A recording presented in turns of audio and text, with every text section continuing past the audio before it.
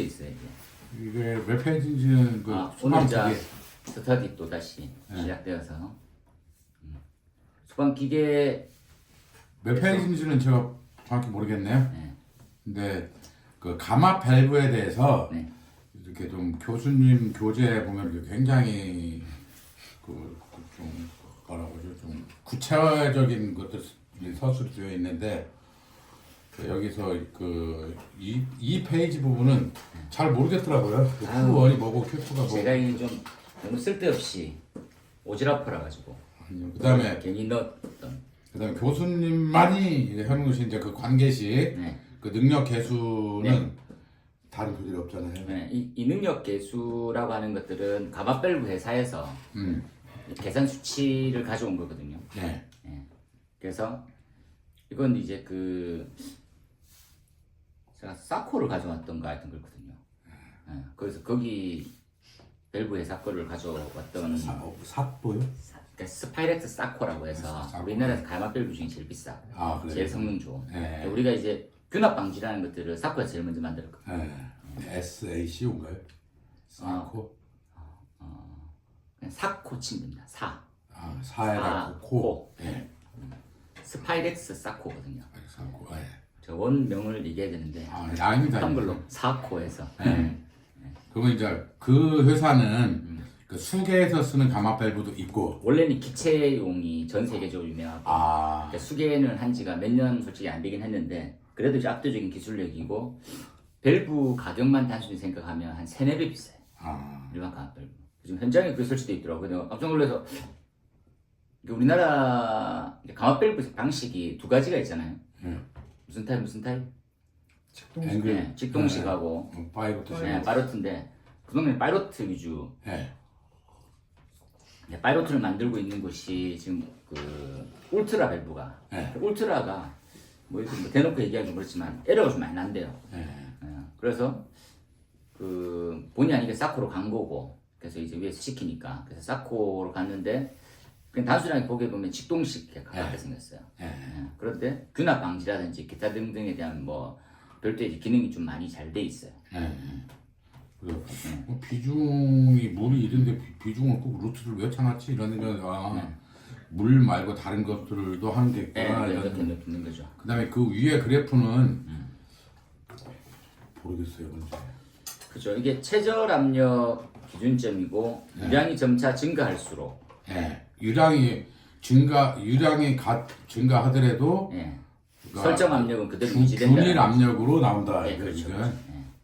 Q1, 그러니까 Q1이 저기 1차 유량을 말하는 건 아니죠. 우리가 이제 생각해 보면 필요의 유량이다 보니까 이제 유량의 범위가 넓잖아요. 651pm이면 소화전 한 개부터 5개까지 쓰겠다는 말이거든. 그러니까 소화전을 점차 이제 유량을 많이 쓰더라도 많이 쓰게 되면 당연히 압력은 빨리 떨어지겠죠. 그에도 균일하게 그 압력을 계속 유지시켜주는 기능이 있거든요. 그래서 그런 부분으로 되어 있다 정도. 이렇게.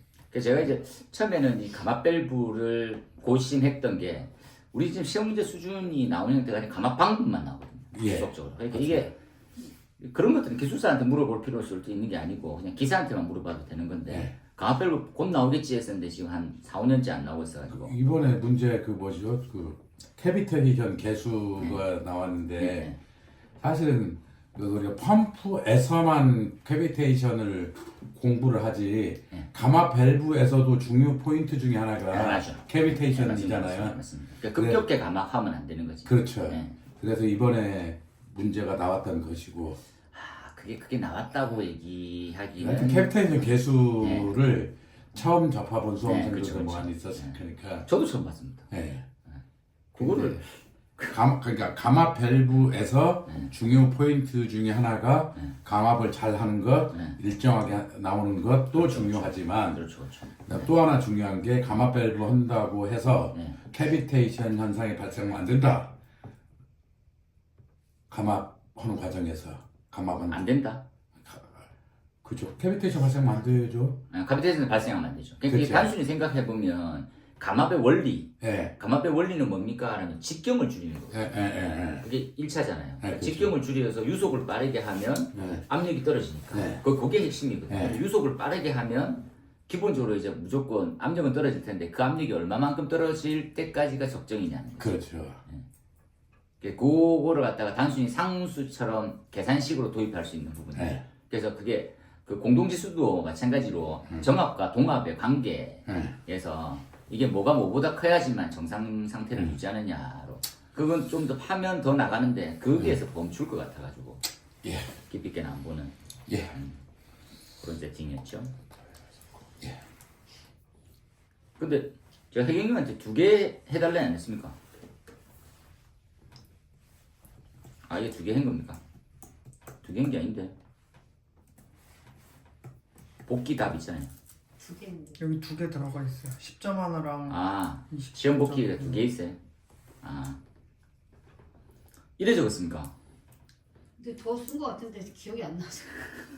이거 거의 이렇게 쓰는 거 같아요. 네. 제가 혜경님 답안이랑 비교해 보려고 저도 한번 적었거든요. 네. 한번 그것도 봐주시면 안 될까요? 어. 제 거 답안에 맨 뒤쪽에 있을 거예요. 아니 여기 지금 그 급기량, 누설량, 보충량 이 개수도 다 못 썼어요 제가. 근데 시험장에서는. 아 그래요? 네. 밑에 근데 설명을 다 못했어요. 그리고 더 쓴 거 같은데 뭐가 기억이 안 났어요. 복귀는 그래서 이건 바로 약간 좀 할 때 좀 바로 바로 해야지. 거의 이 왜냐면 정도 쓴 거 같아요. 다음 좀 보면 바로 받고 이렇게 해야 되는데 쉽지 않죠. 동욱님 답도 한번 보고 아 동욱님은 글자를 이렇게 시험장에 썼어요. 이보다 조금 잘 썼어요. 아주 진짜 조금 잘 썼어요. 동욱님은 글자를 때려잡아야 될 것 같습니다. 글자를 배대기 이렇게 글자 잘 적으면 약간 좀 가산점은 아닌데 좀 더 좋게 보는 게 없지 않아 좀 있어가지고 그렇죠?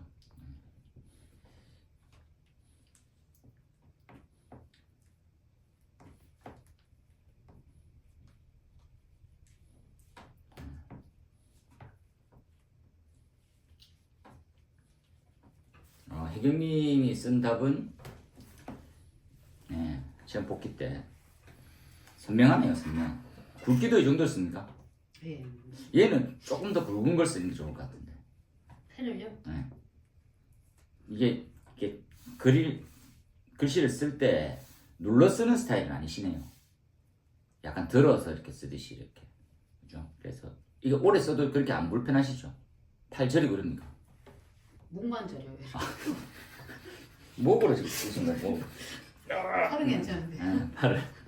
그래서 이거 약간 좀 보통 글씨 보면 눌러 쓰시는 분이 있거든요. 진하게. 그래서 약간 글자는 조금 더 짙어지는 게 더 좋을 것 같아요. 크기도 약간 더 키워도 될 것 같고요. 그래서 이렇게 해서 급기량, 누설량 플러스 보충량. 누설량은 어떨 때 유체 동합이고 폐쇄 됐고. 그다음에 불활성에 대한 소약체. 개요는 이렇다 자유주식이다. 개요 이렇게 적은 것 같아요. 조금 더 적은 거예요.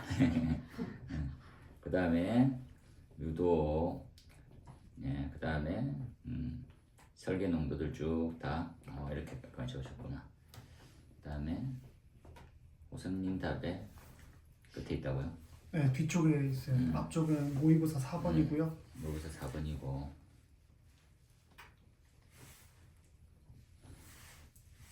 여기 13페이지부터 있어요.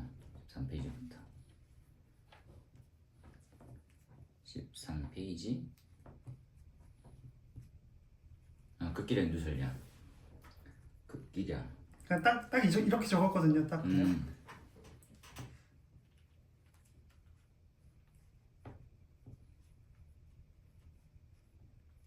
누설량 부출량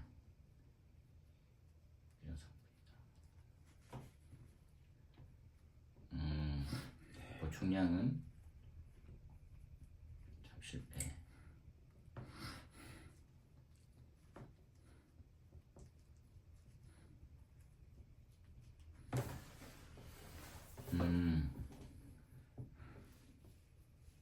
급기량을 생각해 보면 급기량이 부속실 그죠? 차연을 달성하기 위해서 필요한 공기량이다.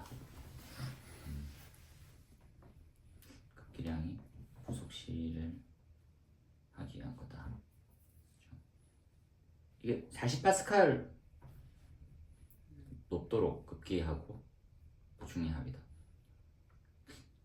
40파스칼보다 더 높지 않습니까? 이를테면 이게 이제 그 압은 기준점이 폐쇄 상태로 우리가 지금 잘못된 계산법이 폐쇄 상태고 그러니까 이제 막혀 있으면 차압이고 네. 열리면 방염풍속 이 개념인데 네. 그러니까 40파스칼인데 우리는 이제 밀어 넣는 개념이 급기량이잖아요. 네. 그 급기량은 누설량과 보충량의 합이잖아. 그죠? 그러니까 우리의 누설량이라고 하는 형태는 이제 차압에 대한 개념이고 보충량은 방염풍속에 대한 개념이고 이 두 개 합산되어 있는 거니까 이론상으로 따져보면 40파스칼보다는 더 많겠죠. 네. 그래서 40보다는 그렇네요. 예, 개념상으로만 따져보면 그냥 이제 그 혜경님은 그냥 이제 어떠한 기능을 위해서 필요한 양이다 이렇게 했고요. 그래서 편하게 좀 좋게 쓰는 형태의 방법의 틀이 그냥 이제 정의들 3개, 비교표 하나 이게 모든 루틴의 가장 기본이 되는 3가지 물으면 3가지의 정의, 3개 중에 비교되는 것들 중 이렇게 그렇죠? MPSH AV하고 RE 이렇게 딱 물으면 MPSH AV는 뭐고 RE는 뭐고 2개 비교한 건 뭐고 이런 틀이 짤 수 있을 시간 범주 내니까 적으실 때도 시간 불편하고 이런 거 없잖아요. 네. 그렇죠? 설명들 너무 주저리 쓰나요? 그 정도 선은 안 넘었어요. 딱 그렇죠? 쓰고 싶은 말은 되게 많은데 맞아요. 진짜 이 정도면 줄여서 한 페이지 간신히 쓴 거거든요. 그렇죠. 이게 25점짜리면 쓸 말은 얼마나 많겠어요. 그래서 차압을 유지하게 하는 부분이다. 그 목적이. 약간 좀 그 조심스러운 말인데 이게 약간 키워드 형태처럼 써도 나쁘진 않습니다.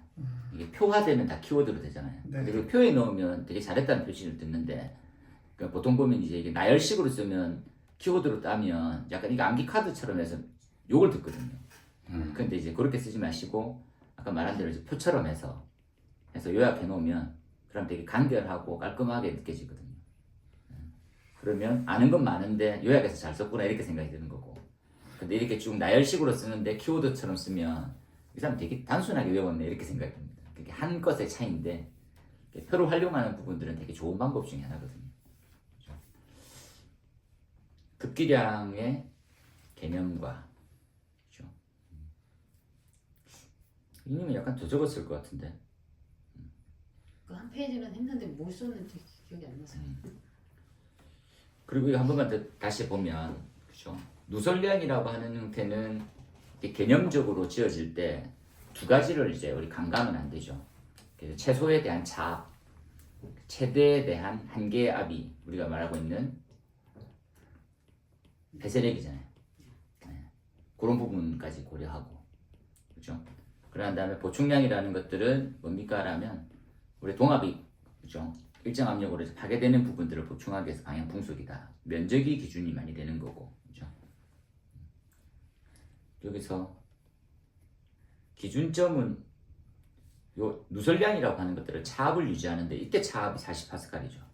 네. 40에서 110뉴턴 이렇게. 그렇죠?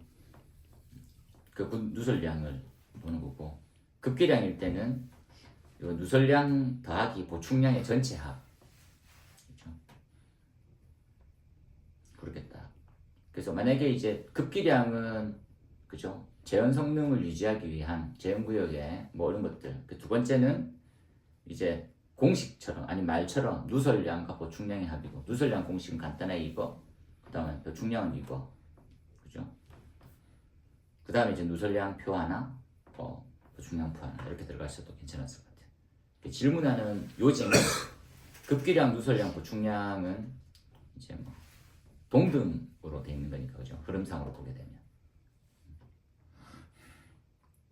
그렇게 다 이해하면 될 사항이지 않았을까 생각이 드네요.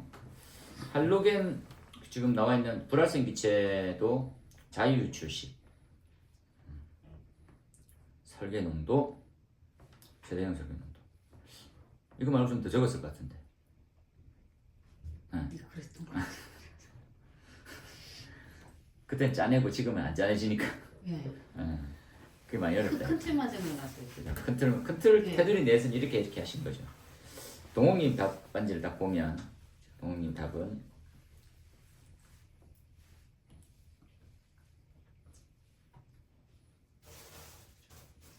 연립과 다세대. 연립과 다세대에 대한 부분들 보십시오. 개요는 뭐 적어요? 동욱님. 근데 여기 뭐 이렇게 실제 시험장에서는 말 줄로 뭐라고 썼어요. 하여튼 뭐라고 썼고. 뭐 단위 주택 경우는 지금 그 소방 사각지대인데 뭐 이런 것들을 해야 할 필요가 있다 그렇죠. 이런 식으로 했고, 그다음에 사실은 이거 뭐 연립주택 자체 규정은 제가 그때 살짝 잊어먹어서 뭐 안 썼어요. 연립과 다세대는 진짜 사각지역이겠죠. 예. 그냥 규모만 보면 그냥 단순하게 생각해 보면 이제 낮은 아파트 쭉 깔리는 거 있잖아요. 네. 4층짜리 아파트들 쭉. 네. 그래서 그걸 갖다가 이제 건축상에서는 분류를 하는데 이제 위험도는 똑같이 갖고 하고 그리고 소방세는 아예 사각지역이고 기껏 해봐야 가보면 진짜 스프링클러 하나도 없이 그냥 이제 비상경보설명에 4탐까지만 딱 들어있거든요. 너무 안타깝고 이제 문제 있는 거였죠. 그 시험장에서는 수학이 단독 경보형 감지기를 연동으로 할 것, 150제곱미터로 할 것, 그 다음에 간이 스프링클러 그 기준들 있죠. 그건 쫙 암기하고 있다가 그건 잔뜩 썼거든요. 그때 점수는 잘 나왔더라고요. 그 뒤에 무슨 뭐 유도등이 피난기분 이런 거 제가 모르고 있었어요. 나 쓰지도 않았어요. 그것들은 많이 안 적으셨어도 그 원치지 자체가 이제 그걸 볼 수 있냐 그렇게 가느냐 안 가느냐에 대한 차이로 봤던 거니까 상수도 직결형 이런 것들 뒤에 많이 쓰셨네요. 네, 그렇죠. 그걸 많이 시험장에서도 그거 2페이지 쓴 것 같아요.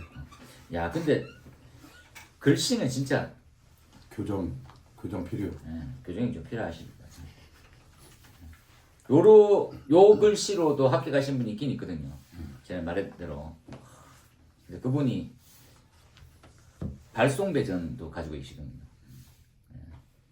글씨를 엄청 애먹었다는데 글씨는 안 고쳐지더라 이렇게 하시고 결국은 학교에 가셨어가지고 연립과 다세대에 대한 부분들은 간이 스프링클러를 좀 더 많이 썼더니 생각보다 점수는 좀 잘 나왔다 이렇게 마무리가 되는 거고 그 다음에 여기 그 주택 전용 가인 스프링클러가 이렇게 지금 이렇게 학원가에서 돌아다니는 이렇게 자료집을 보면 그 압력이 0.1메가파스칼 이상 말단에도 2개 개방 시 이렇게 자료집이 돌아다니거든요. 맞습니다.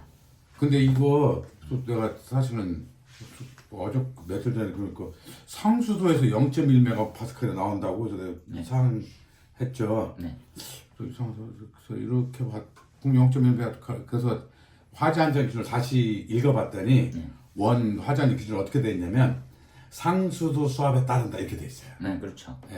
그래서 답은 이건 잘못되어 있는 거지. 그러니까 0.1메가파스칼 이상이라고 쓰면 안 되고 상수도 수압에 아니 근데 따른다. 이런 거죠. 그러니까 상수도 수압이 우리가 말하고 얘기했던 간이 스프링클러 방사한 만큼 안 나오면 적용할 수가 없어요. 그렇죠. 근데 물론 제가 보니까 0.3회가 그러니까 무슨 1층 단독 주택의 경우에 그 웬만한 데는 0.4에서 0.6 사이로 든다고 그러더라고요. 그렇죠. 그러니까 그 기준을 0.1 이상으로 두는 이유 형태하고 똑같은 거예요. 근데 그 상수압에 준하는데 상수압이 우리 방사압을 못 따라갈 정도까지 압이 안 나오면 아예 써먹을 수가 없는 거죠. 하여튼 원문은 상수도 수압에 따른다가 원문이더라고요. 0.1이라고 쓰면 정확히 말하면 좀 약간 틀린 말이에요. 틀렸다고 말 안 했을 것 같긴 합니다. 상수도압들을 안 해놨네 이러면서 그렇게 하지는 않으셨을 거고 봅니다. 재웅님은요 답은? 그 쓰레기 하나 올렸거든요. 어디가? 화염길이? 화염길이. 올리셨네요. 죄송합니다. 거기에 있네요. 그 결말이 조금 그러니까 2페이지 있었거든요. 그러면서 요장을 그냥 고체 그러니까 플라스틱의 화염 길이에 비해서 액체 화염, 인화성 화염에 대한 길이가 계산상 한 4개 정도 되더라. 이렇게. 개요는 뭐 적으셨어요? 개요는 조건에다가 네. 조건을 갖다가 단위를 좀 딱딱 맞췄습니다. 바로 그냥 이렇게 바로 했어요? 네. 개요가 없었네요. 그러면 이를테면 약간 개요 자체 두 줄을 쓰긴 했는데 네. 그게 화염의 길이에 대한 부분이 열량과 직경에 대한 부분이 그 스테디식에 대한 그 부분을 갖다 딱 두 줄 썼던 것 같습니다. 직경과 열 방출률의 관계 뭐 이런 네네. 것들을 좀 관련해 직경에는 주시고 컸을 때 반비례 관계고 열량에 비례한다라는 식으로. 잘 적으셨네요. 근데 이제 그만큼 잘 적지는 않았는데요. 막두 페이지가 결론에서 그 10도 실은 틀린 거거든요. 저는 뭐가 됐다고? 1.03으로 적어놨었는데 1점. 그리고 그러니까 0.23, 예. 5도 안 적었습니다. 0.23 대신에 0.235를 안 하고 예, 그래도 점수를 잘 되게 잘 나온. 받았네요. 저는 되게 이제 아예 식이 틀렸기 때문에 안 나올 줄 알았는데 그것도 모르게 또 줬지. 이게 막주네 양반들. 사람 가리는 건가? 글씨 잘 적었네 라면서 그냥 점수 가져가세요 이렇게 됐습니다. 오늘 모의고사를 한번 보면요. 단톡에 올린 자료를 잠깐 먼저 보시면 여기 주방에 있는 덕트 과제에서 이건 이제 방제신문에 있는 기사를 첫 번째 준용했던 거고요. 그래서 주방 덕트, 주방 덕트는 확대 해석하면 그 상업용 조리시설을 아직 특성하고 이렇게 연결이 됐거든요. 그것까지 딱 갔었을 때 개요는 최근에 사건 사고 이렇게 생각하시면 됩니다. 어떤 일이 있어서 어떻게 됐고 뭐가 어떻게 안 돼 있고 점검 가보니까 어떤 하자가 있고 어떤 부족한 부분이 들어있다는 거고 그 다음에 이제 이게 상업용 조리시설 주방 덕트는 크게 이제 문제는 가연물 쪽 입장 가나하고요. 두 번째는 조리시설 형태를 보고 그래서 지금 최근에 이제 있던 자료집에 보면 경유하고 이제 지금 나와 있는 옥수수유 오기를 생각해 보면 우리가 이제 말로만 K급은 인하점과 발화점의 차이가 없다 이렇게 나왔었는데 진짜로 여기 보면 한 20도밖에 차이 안 나더라고. 특이하네 이 자식들. 그래서 온도차가 작아서 그죠 재발화가 엄청 위험이 높다 특징. 그리고 검토하고 고려해야 되는 것은 스플래시죠. 소화약제 방사하면 이게 얼마큼 나가냐. 그래서 밑에 있는 시험 기준 나와 있으니까 보시고 그 다음에 이번에 조리시설에 대한 위험성 기름때 이런 것들 있죠. 액적이나 이렇게 딱 나올 수 있는 충격파 이렇게 가면 액적으로 나오는데 우리는 주방 조리기구에서는 나올긴 쉽지 않고요. 배기팬 작동으로 전파광제 빨라지고 덕트 타고 소화설비 따로 없고 그렇죠? 별도 구간으로 이렇게 다 생각하기 때문에 소화설비를 많이 설치 안 하고 있어요. 지금. 우리 지금 기껏 해봐야 주방에서 설치되는 것은 확산소화기. 확산소화기는 일전에 말씀드린 대로 그 주방 화재용으로 나온 확산소화기가 거의 없었어요. 한 2년 전부터 출연했기 때문에 그 비싸기 때문에 안 쓰고 있거든요. 그래서 지금도 그 상업용 주방에 설치되는 확산소화기는 다 가짜입니다. 그러니까 분말소화기입니다. 분말소화기. 그러니까 K급하고는 전혀 무관해요. 불은 안 꺼지는 거지. 그리고 실제 소화 성능 시험을 해보면 스프링클러는 진짜 화재를 키워요. 그러니까 식용유에 불 붙으면 스프링클러 터져봐야 불이 절대 안 꺼지고, 그죠? 그래서 만약에 그 화염이 고온이면 그냥 이제 증발되면서 그냥 바로 가연성 증기가 더 많이 나와서 더 많이 커져요. 그래서 우리가 단순하게 생각해도 주방 자동 소화 장치 아니면 뭐 우리가 말하고 있는 확산 소화기 주방용으로 설치 뭐 스프링클러 설치돼도 무조건 설치해야 되잖아요. 그래서 스프링클러는 K급을 못 잡기 때문에 무조건 설치하는 걸로 이렇게 되어 있거든요. 그런 내용이고 그 국내외 기준은 그죠? 우리가 방화구역 관련된 거, 방화電波설치하는 형태. 방화電波기준을 제가 다시 이렇게 한번 쭉 보니까, 그죠? 공부하시면서 좀 더 많이 보셨겠지만, 그죠? 뭡니까? 이렇게 봤을 때, 그 KSF 282랑, 그죠? 그래서 그 2840, 그죠? 2840은 2257-1을 준용한다. 이렇게. 그죠? 2257-1은 요즘 내화시험 이렇게 보는 거 똑같이. 내화시험은 우리 똑같이 알고 있는 것처럼 차염성 이렇게 보는 거거든요.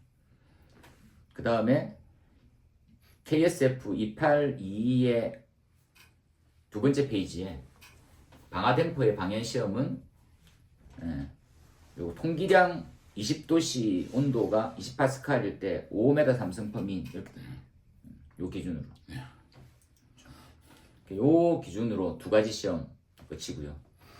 소방에 관련돼 있는 법률의 화재 예방법을 보면 음식 조리를 위해 설치하는 설비에서는 요만큼. 그렇죠. 배출 덕트는 아연도금 강판, 내식성 자료, 필터 우리 기준 잘 없어가지고 우리가. 그렇죠. 그다음에 0.6, 0.15 가연성 주요 구조부는 단열성이 있는 불인자를 덮었어야 한다. 그다음에 이제 이것들을 암기를 하라고 하기가 좀 부담되겠지만 상업용 조리시설의 덕트와 방화電波에 대해 기준이 없었거든요. 그래서 볼 수 있으면 대략이라도 한번 이런 것도 있었다 이렇게 경험을 좀 하셨으면 좋겠어요. 덕트만 생각해 보면 덕트는 방화벽을 관통하지 말고, 그죠? 그리고 배기 시스템하고는 연결하면 안 돼요. 환기하고 배기하고 연결하면 전용 설비를 쓰라는 말이지. 그죠? 공용은 안 된다. 공용을 쓰는 순간 화염이 다 확대돼 버리는 거거든요. 그죠? 경사도도 고려하고 점검구 도라, 그죠? 재료는 내식성, 그죠? 내부식성, 내화 등급이 1시간이고 4층 초과하면 2시간짜리를 써라. 그죠? 그리고 팬은 덕트 끝에 달고 등등등 있고 일산화탄소 감지기 넣고 우리는 안 넣죠. 현장 주방에서 안 넣고 유지관리 측면 보기 되면 계속 테스트해라. 그죠? 방화電波는 가용 링크는 최소한 반년마다 아니면 더 자주 고쳐요. 이거 상상도 못할 일입니다. 그죠? 이 가용 링크라고 하는 게 퓨즈 한 20년째 같이 쓰고 있거든요. 뭐라고 듣냐면 이 퓨즈가 뭐 상하니? 퓨즈는 우리 납은 부식이 잘 안 되잖아요. 계속 그대로입니다. 그래서 이게 그 판 자체가 이제 부식이 돼가지고 이게 안 펴질 뿐이죠. 퓨즈는 떨어진데도 그대로 고정되어 있는 거거든요. 그래서 이게 반년마다 교체라고 신박하더라고요. 그렇죠? 그래서 최대 온도 등급, 배기 청소 이런 게 이제 NFPA에 명시가 되어 있습니다. 다른 것 떠나서 덕트나 이런 것들을 쓰면 양념 삼아 확인해 볼 수 있지 않을까 생각이 듭니다. 그래서 주방에서 발생되는 K급 화재, 상업용 조리시설 등등의 화재는 이걸로 가져가시면 좋겠다는 생각이 들었죠. 이 NFPA 경사도에 대한 부분이 예. 최소 약 2.1%라는 게 2.1%를 넘어가지 말아야 하는 겁니까? 아니면 최소 이 지금 조금 이게 무슨 뉘앙스인지를 좀. 길이가 더 길면 그러니까 2.1 이하일 때는 2.1 미만으로 가야 하는 건지. 그렇죠. 있는 거 그대로 갚였는데 생각에 덕트 길이가 짧으면 경사도를 더 작아지겠죠? 아니, 약간 최소니까 배출구를 약간 올리라는 얘기예요. 배출구 쪽에 반듯하게 하지 말고 나가는 쪽을 좀 올리라고. 그 이상으로 그러니까 2.1 이상으로 올려야 한다. 그러지. 왠지 설득력 있습니다.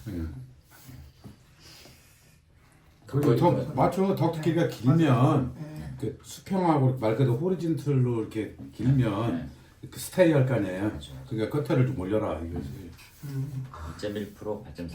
야, 이 그림 신박하네요. 아니 우리가 다른 것들은 그러니까 수계는 경사도 팡트던 게 좋고 그렇죠. 뭐 250분의 1, 뭐 500분의 1 이러지만 습식은 팡트 수준 팡트던 게 좋은 거고 이 배출구는 경사 줘야지. 딱 좋네요. 딱. 그러네. 거기까지 생각을 안 미쳤어요. 그러니까 이거 반대 아니냐고 물은 거 아니야. 근데 이거 아닌 거요. 아니 확 와닿습니다. 그렇지. 우리 3회를 답을 썼어요 우리. 3회. 답 좀 쓰세요 답 좀. 저는 3회 말고 4회를 쓰세요. 4회를 썼어요. 3회 나도 썼는데 분명히 졸필이어서 썼는데. 그 1번을 비교 회전도를 이용하면 임펠러 형상의 척도를 알 수 있다. 이유는 지금 풍량 조절은 혜경님은 지금 요 3회를 쓰신 거네요. 예, 다 못 썼어요. 예, 근데. 다 못 쓰시지만 쓴 건 그죠? 이게 뭘까요 이런 거죠.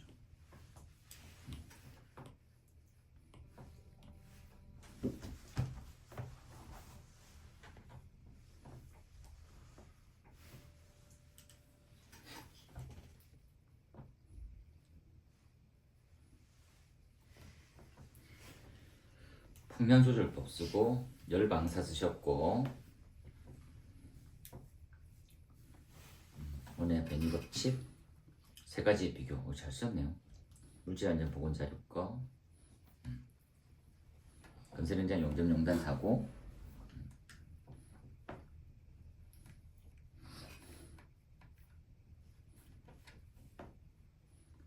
시험 복귀 것도 잘하셨고 동욱님도 3회 답 쓰셨네요. 근데 쑥스러워서 안 올렸어요. 쑥스러워서. 차합식 유리한계 이거 동욱님 쓰신 거 아닙니까? 아닌데 제가. 그 4회차 아닌가요? 네, 4회. 4입니까? 3회는 왜 안 썼어요? 지금 올릴게요. 근데 네. 쑥스러워서. 뭐가 쑥스럽습니까? 창피스러워서. 2주 후부터는 끝이 달라질 겁니다. 2주 있다 뵙겠습니다. 이제 근데 이제 이게 글씨가 조금 신경 쓰는 게 좋긴 해요. 그래서 뭔 말인지 못 알아들은 것보다는 훨씬 낫거든요. 동욱님이 답을 쓰신 걸 보니까 비교 회전도는 임펠러 형상을 나타내는 부분인데 어떤 기준으로 쓰셨을까요? 제가 그것까지 생각을 못 해봤거든요. 인터넷 형성하고 비속도하고 관계가 있나? 그러니까 솔직히 생각 못 해봤어. 이렇게 질문 드리고 싶었어요. 비교 회전도를 이용하면 임펠러 형상의 척도를 알 수 있다. 이쪽에서 우리가 공부할 때는 뭐 이렇게 것이 저기 볼류트냐, 예. 그다음에 충류냐, 사르냐 이거 따라서 성능 구조가 달라진다. 여기는 열심히 했는데 임펠러 이렇게 각도에 따라서 비속도가 달라질 것 같긴 한데 그 관계를 설명하라니까 한 번도 고민도 안 해봤고 공부도 안 했거든요. 그렇죠. 이렇게 만약에 딱 나오게 되면 원답이 없으면 진짜 우리가 알고 있던 대로 그냥 비속도 공식 놓고 네. 임펠러 그냥 이제 형상이 어떤 이게 좀 그죠. 뭐가 있을 것 같기는 한데 검색해도 잘 못 찾겠더라고요. 분명히 임펠러가 이렇게 생긴 거하고 확 각도 꺾인 거하고 그다음에 이것이 그 예를 들어서 임펠러가 그 배에 있는 그 스크루 그러니까 그렇게 생긴 거하고에 따라서 분명히 뭐가 있을 것 같기는 한데 그런 걸 한 번도 공부한 적이 없거든요. 그래서 이건 내가 무슨 하다가 말았어. 공부를 하다 말았어요. 찾다. 그러니까 저도 한번 찾아가지고 할게요. 근데- 이거 그림 지금 밑에 카톡 올린 거 임펠러 형상 네. 찾다가 요것만 계속 나오더라고요. 비속도랑 비교하니까 근데 보다가 무슨 얘기인지 이해가 안 됐어. 임펠러 각을 근데 각도에 따라서 이게 송풍기 각은 요거는 봤는데 근데 그죠.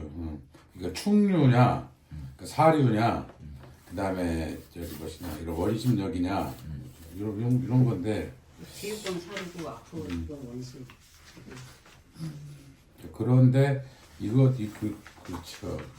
그러면 여기서 질문의 의도는 출제자의 의도는 그러면은 이 성중이 나오면 이게 지금 이게 이제 충류식 이 무엇이냐 임펠런지 사류식 임펠런지 이런 원심식 임펠런지 그걸 볼 수 있다는 얘기인가? 근데 그거를 알아보는 거 그러니까 그럴 수 레디얼식인지 있겠네요. 그걸 물어봤는지도 모르겠네.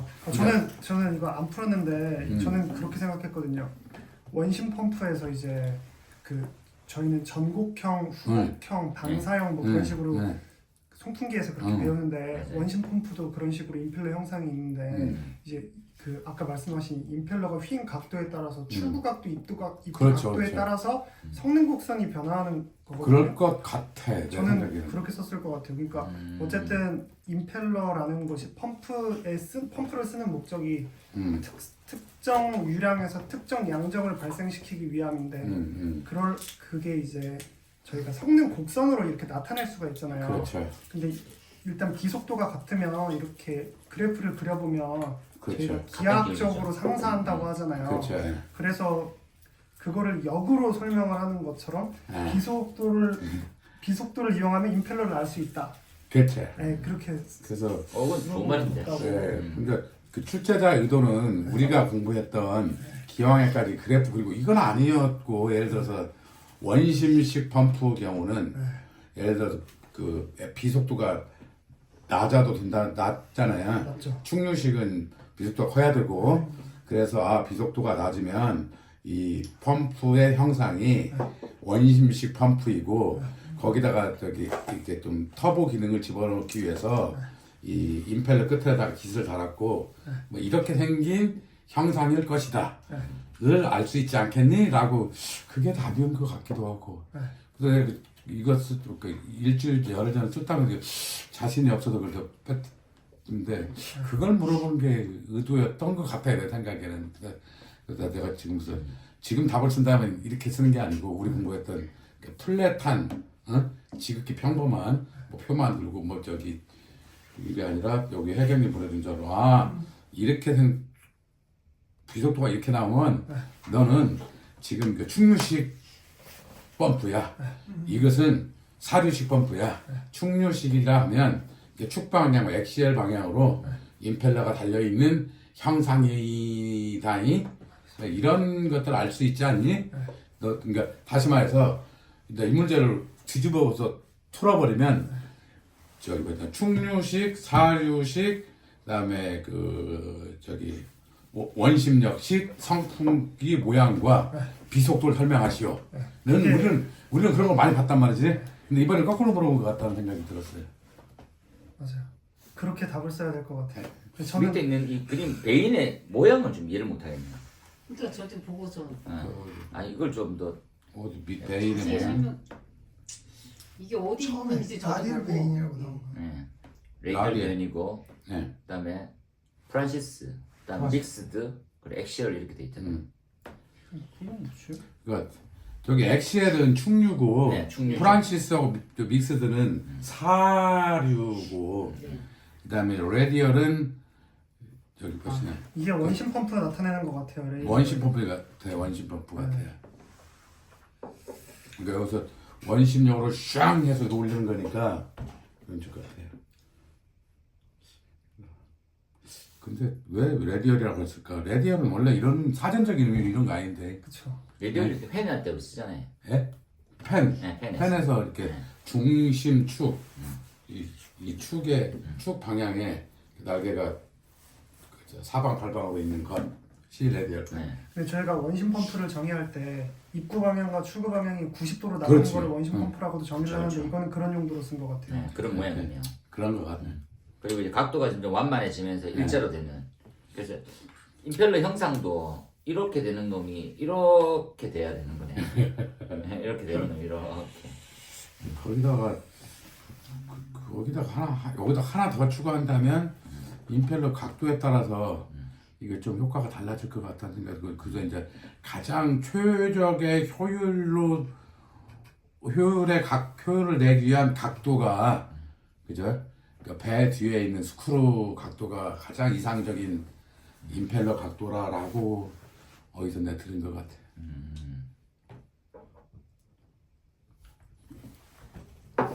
굿입니다. 해병님 이거는 이렇게 만들고 저렇게 만들다 한번 만들어지긴 하겠네요. 그렇죠. 그래서 다시 한번 답을 짜보면 밑에 나와 비교 있네. 회전도에 대한 밑에 나와 있네. 이게. 그렇죠.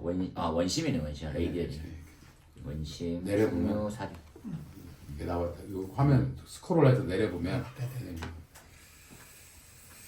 이거 저거를 보내드릴까 아예. 그냥 뭐 사이트를 네. 근데 이게 맞는지 맞아요. 지금 그만큼 없잖아 지금. 딱 맞을 것 같은데요. 딱 맞을 것 맞추면. 같은데. 맞아요. 어이씨, 옛날에 정부 검색사라는 자격증이 있었거든요. 그러니까 인터넷 처음 2000년대 초반에 예. 예, 아니 저기 야 정말 신기한 게 정보를 검색해주는 직업이 인터넷이 막 나올 네, 때 맞습니다, 맞습니다. 그런 게 있었어요. 근데 화장이 났잖아요. 물이 그렇게 많이 아니 쓰는데. 그 옛날 정보 검색사가 그거였습니까? 뭐지? 네이버 그 구글 검색하는 거 그때 그게 국가 기술 자격증. 이제 국가 교정 산업인력 광진공단에서 하는 국가 기술 자격증이었어요.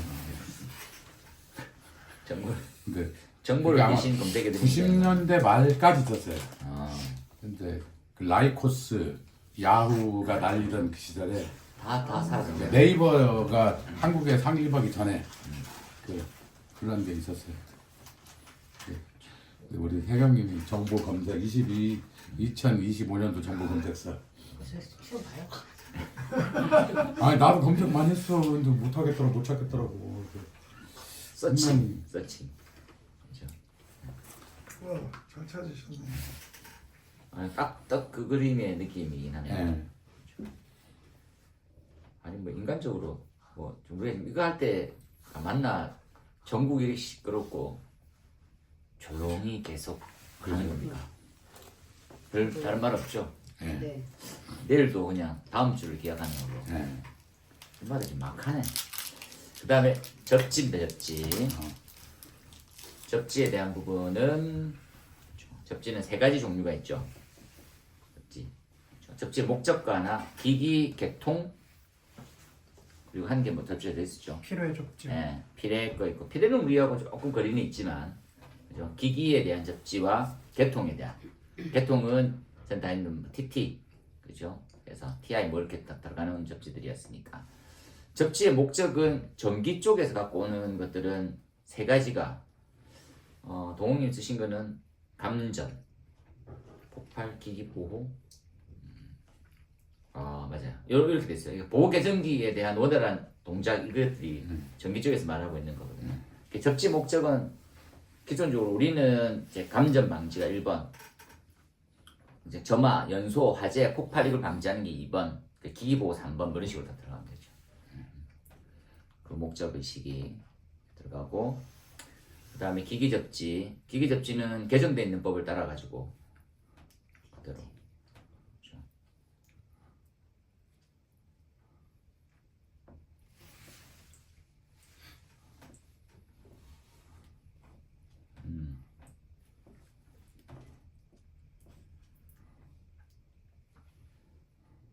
그렇게 따라가시면 됩니다. 이건 개통은 그냥 적은 거는 거죠. 그럼 TT 뭐 이런 건 다 안 적으시고 간단하게라도. 개통 이게 지금 10점짜리여서 예. 그냥 몇 건만 했죠. 너한 말에 25점이면 예, 맞죠. 예. 25점짜리면 뭐 다 적고 하면 될 것 같은데 그 부분이 없으니까 기기 접지, 개통 접지에 대해서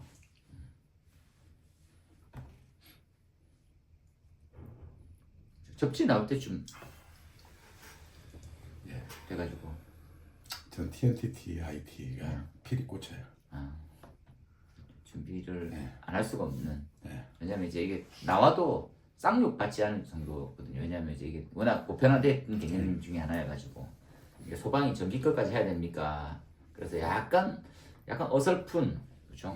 접지 종류를 물어본다든지 공통 접지하고 비교해서 물어본다든지 이 정도 수준이었는데 조금 더 과하게 나가도 크게 뭐 나쁘다 이렇게 얘기를 말하는 사람은 잘 없어가지고 그 다음 문제는 그렇죠.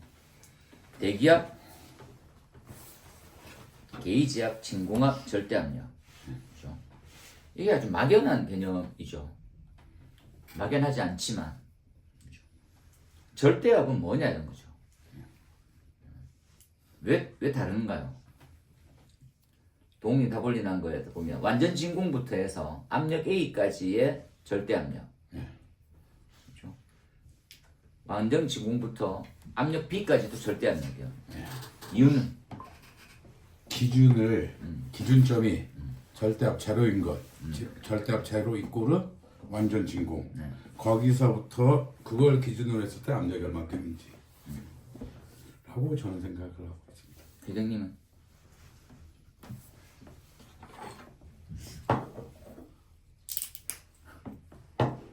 대기압 중간에 우리가 갖고 있는 그 대기압이 작용했을 때하고 그 대기압에 대한 플러스 게이지압을 갖다가 봐야 하기 때문에 그러니까 대기압 자체가 있다라는 것, 제가 게이지압을 갖다 얘기하기 때문에 절대압이라는 것 자체. 그래서 기준을 대기압으로 하죠. 아직 답을 이렇게 다 쓰는데 절대압력은 완전 진공 기준은 완전 진공 이게 뭔가 절대압력은 뭐예요? 비대입니까?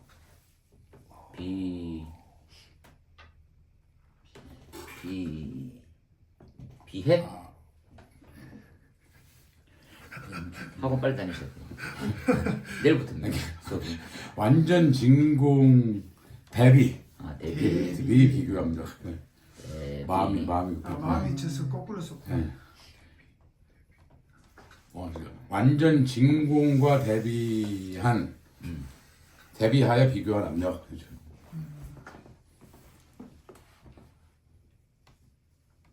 그러니까 이제 이게 보면 절대압력이라는 것들은 정해져 있는 게 아니고, 그죠? 뭐를 기준점으로 했을 때 이렇게 된다는 거죠. 그렇죠. 대기압에. 그래서 요즘 절대압력이라고 하는 것들은 A까지 압력을 기준점으로 보면 이때 압력을 그냥 절대압력이라고 보고, 그렇죠? 그 내부를 보게 되면 대기압과 그렇죠? 그리고 압력 A 지점까지에 대한 모든 압력의 합으로 볼 수 있는 거고, 반대로 얘기했을 때 압력 B를 보게 되면 그렇죠? 이때 절대압력은 대기압 기준점에서 진공 압력만큼을 뺀 거, 이거는 부압의 압력이다, 그죠? 뺀 나머지가 되는 거고. 그렇죠? 뭐 한마디를 더 하면 딱 좋을 텐데 뭐 한마디를 안 하고 있는 내가. 절대압력이라.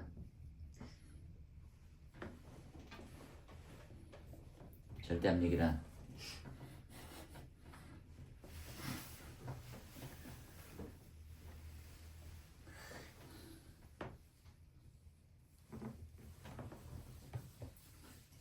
정보 검색사.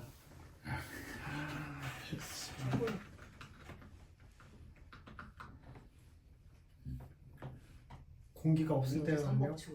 원래 이제 그렇잖아요, 그죠? 절대압력은 완전 진공을 기준점으로 해서 한 압력이잖아요, 그죠? 그런데 주어진 요소는 뭡니까? 하면 대기압보다 높은 지점도 나오고 대기압보다 낮은 형태도 나올 거거든요. 절대압, 절대온도 차이는 뭘까요? 절대온도는 뭡니까? 부피가 제로 되는 지점을 이제 우리가 계산해서 볼샤를 이렇게 나오는 샤를 법칙에서 부피가 제로 되는 지점을 찾은 이상적인 온도가 이제 절대온도죠. 마이너스 273도. 거기에도 절대 압력이 같이 있지 않을까요? 같이 절대 온도면 그것들하고 좀 다릅니다. 기준점은. 근데 거기는 부피를 제로로 하는 거. 얘는 그렇죠? 압력이 제로 돼 있는 지점.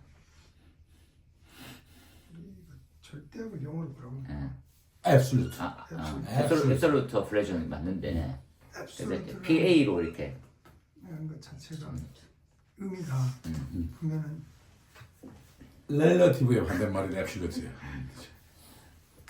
다시 한번 요 내용을 잠시 이해하면 그죠? 그 절대 압력이라는 것은 완전 진공을 뜻해요. 완전 진공. 그래서 절대 압력 제로라는 게 아니고 절대 압력은 완전 진공. 그 진공이라는 개념하고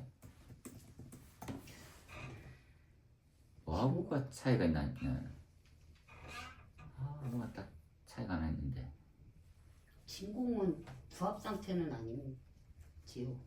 부합 상태죠. 부합 상태. 어. 거기서부터 됐다는 얘기예요?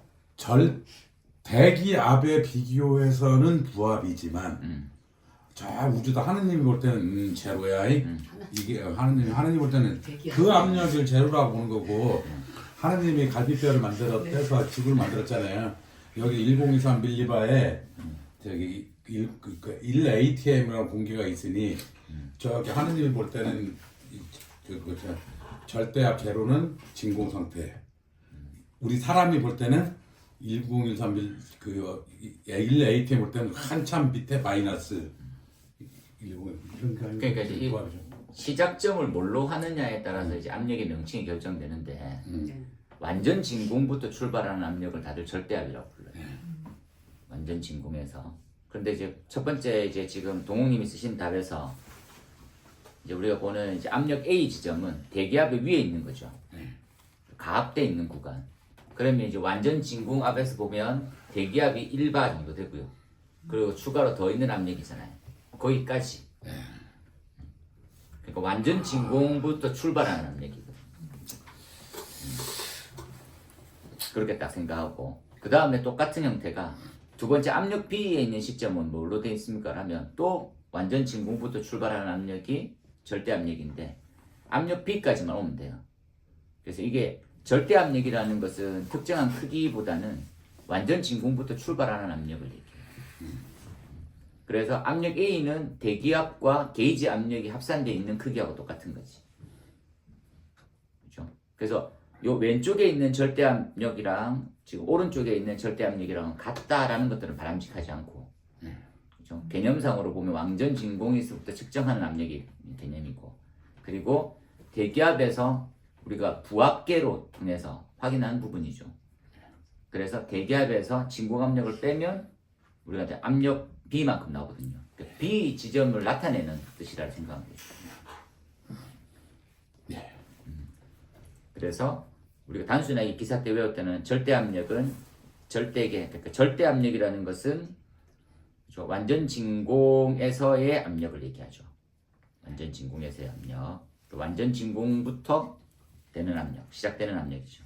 완전 진, 그러니까 눈금을 어디서부터 어디까지 측정할 거냐는 거거든요. 그래서 단순하게 생각하면 대기압까지는 완전 진공에서 대기압 1바 정도 차이 나잖아요. 1기압. 까지 다 올라가는 거고, 그거보다 높은 압력에 대해서 측정을 했었을 때는 그렇죠? 절대 압력은 대기압 더하기 그 올라간 압력만큼 이렇게 딱 보는 거고. 그러니까 단순히 생각해보면 절대 압력에 대한 게이지로는 우리가 알고 있는 게이지하고 다른 거죠. 그렇죠? 다들 대기압이라고 하는 부분들은 기본 깔고 가는 거니까. 그런데 절대 압력 측면에서 보게 되면 0부터 측정하는 정확한 값이 되는 거예요. 그렇죠? 원래 0부터 측정해야 되잖아요. 그런데 우리 일기압 속에 살고 있으니까 야 이름 빼자. 이름 빼자. 그래서 게이지 압력이라는 거죠. 우리가 모르고 있는 절대 압력과 게이지 압력은 같냐 다르냐 이렇게 물어보게 되면 전혀 다른 거죠. 왜냐? 왜 그렇습니까? 하면 게이지 압력은 대기압을 기준적으로 만들어진 압력계고요. 그렇죠? 절대 압력은 완전 진공을 기준적으로 만들어져 있는 압력이거든요. 이 두 개는 다르다라는 거지. 되겠지요? 그래서 절대 압력은 뭐하고 그 다음에 진공 압력은 뭐 사이에 그림을 여기까지 그리고 그죠? 표준 대기압 등등에 대해서는 됐다. 그죠? 그래서 우리는 쉽게 우리 또 이해하면 펌프의 흡입식은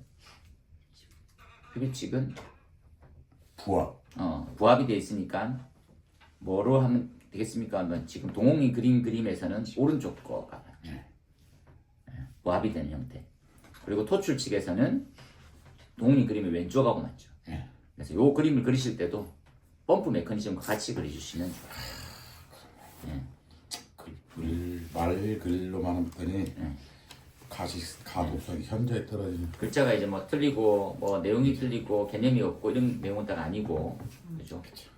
그래서 요 밑에 4번에 보시면 있거든요. 토출 측은 양압이고 압력계고 게이지 압력을 측정할 수 있는 형태인데 펌프 메커니즘. 그래서 해경님이 답 쓰실 때는 그림을 그리는 것도 훨씬 더 효과적으로 전달될 수가 있으니까 시험장에서 마찬가지로 해경님 생각을 해야겠구나. 압력계는 해경님 이렇게 딱 좀. 그래서 그냥 답은 명확해졌네요, 그죠? 답을 잘 써보셨고, 그리고 대기압, 게이지, 진공압, 절대압력 사이의 관계는 다시 한번 진공압이라고 하는 형태도 잘 이해하셔야 되죠, 그죠? 그래서 완전 진공일 때부터의 압력, 완전 진공에서 압력을 절대압력이거든요. 있는 겁니다. 그렇게 보시면 됩니다. 그 다음에 수격. 수격 어떻게 쓰면 답을 잘 쓸까요? 미치겠네요. 질문 수격은 개요, 방지 대책 딱 쓰면 방지 대책을 장하게 많이 적는 것도 중요하고요. 그래서 공식으로 쓸 것 같으면 수격 한 4줄 정도 필요하거든요. 4줄 정도로 하든지. 그 해경님 그림을 예전 거 같은데 그 그림 그 답지 보고 야 잘했다는 거 어저께 봤어요. 옛날 거요? 예, 옛날 그 그림을 딱 그려서 예를 들어 지금 저 대책이라고 이렇게 지저분하게 표 그리는데 해경님 그림이 너무 이쁘더라고. 교수님이 설마 쓰겄나? 가서 쓰겄나? 아니 그 맞지? 아니 이게 시험장에 쓰겠어요. 아니 저 같으면 이렇게 패턴 있잖아요. 개념, 메커니즘, 문제점, 대책. 개념, 메커니즘, 문제점. 이 왁구만 가지고 항상 그걸 준비하죠. 이제 이한 장에다가 개념, 메커니즘, 문제점, 대책 이걸 생각하고 있다가 그렇게 했다 이거죠. 그랬더니 이건 10점 만점에 한 5점짜리더라 이거지. 내가 생각할 때. 이번 수급 현상은 죄송합니다 말씀하시는데 네, 아니요. 전에는 운동 방정식이랑 네. 충격파랑 그렇게 문제 내주셨잖아요. 맞았어요. 그렇지. 요번에 이렇게 아 이번에는 문제가 대책을. 그렇지. 대책이 더 방지 대책에 더 주안점을 이거 대책도 그림으로 딱 그렸어야 된다니까. 저기 해경님 대책은 이렇게 수축, 토출축, 이런 식으로. 수격 작용은 우리가 이제 뭐 속도 차이가 압력의 차이고, 그렇죠? 늘상 말하는, 그렇죠? 그래서 그 압력 차이가 힘의 차이를 만들어내는 그 형태부터 출발하는 거고, 수격은 그 메커니즘을 잘 이해하시면 되고, 9.81은 비중량이었고, 그 교재에 있는 공식은 다들 숙지하셔서 이해하시고, 그때 나오는 충격파에 대한 크기 굉장히 엄청나죠. 그래서 방지 대책 중에서 꼭 마지막에 마무리처럼 적어주셔야 될 것들이 동욱님 끝에 있는 얘는 안 적으셨네요. 뭐가 있습니까? NFPA에서는 밸브를 언제만큼 잠궈야 되느냐로 레버형 말고 기어형 기어형 잡을 쓰고 밸브 닫히는데 20초 이상. 20초입니까? 20초라는 5초 소리나 5초 5초 아닌가? 5초요. 그 공식 T분의 2L 공식이 생각이 안 나. 뭐 그 있어요? 임계주기 있거든요. 밸브 임계주기 뭐죠? 알파분의 2L이요. 그게 5초 돼. 책에서. 그 정도 해도 됩니다. 20초까지는 안 걸려도 될 것 같은데. 수격 방식이. 그것들 한번 다시 찾아보시고 교재마다 조금 다를 수 있으니까. 근데 기어형을 5초 안에 닫을 수가 없을 것 같아요. 절대 없어요. 기계형은 절대 수격이 안 생기는 과정이죠. 그러니까 버터를 닫을 때도 최소한 이 정도 이상은 이렇게 시간을 유지해라 이런 것도 핵심입니다. 그러니까 기어형 쓸 때는 신경 안 써도 돼요. 기어형은 아무리 빨리 닫아도 20초 이내는 절대 못 닫습니다. 이걸 이렇게 돌리지 않는 이상 불가능해요. 근데 수격은 그죠? 3대 현상 중에 하나고 시험에 제일 많이 나오는 공동이고 그 다음에 수격 현상 잘 이해하시고 그죠? 수격을 해결하는 방법은 부합과 가압 그죠? 과압을 방지하는 두 가지 형태를 동님은 잘 대체했어. 근데 이제 다 보시면 문제가 만약에 이런 식으로 나오잖아요. 그러면 대체 부분을 절반 이상 차지할 수 있게 많이 넣어야 됩니다. 그래서 이제 이 문제 자체에 대한 그 형태의 틀을 보게 되는 게 왜냐하면 이게 10점, 25점짜리는 이렇게만 나와도 적을 거 다 적고 나와도 되거든요. 그렇죠. 그러니까 그 분량이 틀렸다고 말은 못해요. 그런데 이게 10점짜리면 그러면 이제 이게 수격에 대한 개념을 이해하는 거 그림을 통한다든지 아니면 급격히 닫았었을 때에 대한 뭐 어떻게 된다든지 해서 이 개념에 대한 부분이 3분의 1줄 그 다음에 방지 대책이 3분의 2를 차지하고 있는 정도로 봐야 되는 거죠. 그 3분의 1의 그림을 통해서 넣든지 아니면 이제 수식을 통해서 넣든지 그 수식은 잘한다 느낌을 줄 수 있는 느낌이고 방지 대책은 표를 통해서 다양한 방법으로 좀 하시면 될 것 같아요. 그렇겠다. 풍량 조절이네요. 저 풍량 조절에 좋은 기억이 있어가지고 풍량 조절할 때 제가 합격했거든요. 네. 진짜 오래됐네요. 근데 못 썼습니다. 네. 제가 누구보다 그러니까 이런 답 있잖아요. 답도 준비하시면 느끼겠지만 이거 난 누구보다 잘 쓸 수 있다. 그래서 딱 보니까 그게 나오니까 이게 새 가슴이거든요. 제가 약간 노름을 못해요. 이게 좋은 게 들어오면 얼굴에 표가 나는 입장이갖고 그러니까 아는 문제가 딱 나오니까 가슴이 뛰는 거예요. 콩닥콩닥 이걸 어떻게 쓸까 딱 했더니 갑자기 이제 이렇게 멘붕이. 지우개가 싹 지나가지고 어떻게 써야 될지 하고 팍 들떠있어가지고 쫙 그려지는 상황에 딱 지우개가 지나갔어. 그런 다음에 이렇게 또 이러네. 아이씨 그거 안 적고 합격했어. 그 문제를 다른 거로 선택. 다른 걸 선택했어요. 그 문제를 내가 진짜 준비를 잘 해놨었거든요. 뭐 오만때만 거리면 어떻게든 잘 적을 수 있다 이런 거 있잖아요. 무기처럼 준비했던 거. 5개 이런 건 내가 어떤 놈들보다 내가 더 잘 적지 이런 건데 풍량 조절 지금 뭐 설명하니까 조금 더 편안하게 떠올리는 상황이에요. 그때 다 준비되어 있다고 생각했었는데 다가 안 되니까 와 그때 진짜 미치버리겠더라고. 이거 역시 하지 말라는 이유구나. 나가리구나. 그때도 인버터 방식이 있었나요? 인버터는 없었어요. 인버터 방식은 인버터는 진짜 최근에 나름 이제 나온 거거든요. 근데 인버터는 의외로 기계 쪽에서는 오래 전부터 써왔죠. 그쵸. 에어컨 에어컨에도 당연히 써야 되고 효율 측면 보고 이제 이게 우리는 효율을 따질 필요가 없거든요. 그죠. 한 놈으로 이제 무조건. 왜냐면 이게 그 부분으로 돌리는 거잖아요. 결국은 조금 쓰면 조금 돌리고 많이 쓰면 많이 돌리고 이런 개념이니까. 그래서 인버터 에어컨도 나온 지 사실 오래되진 않잖아요. 최근 한 10년? 10년 정도 됐죠. 10년? 인버터 모터라고 하는 형태가 특화된 거예요. 옛날에는 인버터 개념이 그러니까 두 개로 돌리는 거예요. 그러죠. 그러니까 지금은 인버터가 필요량에 따라서 회전수를 조절하는 것 방식인데 과거에는 뭡니까라면 두 개 다 돌릴래 한 개를 돌릴래 이런 거. 그러니까 이제 지금 설비 지금도 마찬가지거든요. 아파트 세대수가 많잖아요. 그러면 이제 이게 급수 펌프가 두 개가 돕니다. 그러니까 많이 쓰면 두 개 같이 돌고 한 개는 돌고 이렇거든요. 그걸 중앙 제어처럼 하나 누가 해줘요. 그게 600만 원 정도 한다. 우리는 그걸 안 쓰는 거예요.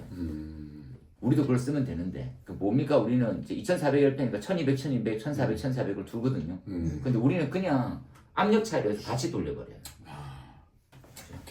그래서 요 토출 측에 이제 유량 빠져나가는 것들에 압력 센싱을 해가지고 바로 펌프한테 연계만 되면 우리도 인버터를 쓸 수 있어요.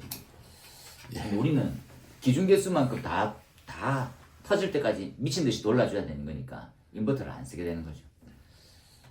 그래서 인버터는 약간 이게 전기 하시는 분은 완전 반대되는 생각이 이게 무슨 효과가 있니? 근데 설비하는 사람이 인버터 적용은 진짜 에너지 절감이 크거든요. 우리는 에너지 절감 대상이 아닌데 왜 하니? 그래서 인버터가 지금 안 되는 겁니다. 그런데 이게 미세 조정이 아예 안 되다 보니까 재현해서 이렇게 부활한 거죠. 다시 이게 층마다 열리고 있는 횟수가 다르니까 더 돌려주고 덜 돌려주고 왜? 과압이 생기는 것도 우리가 막 못 막고 있거든요.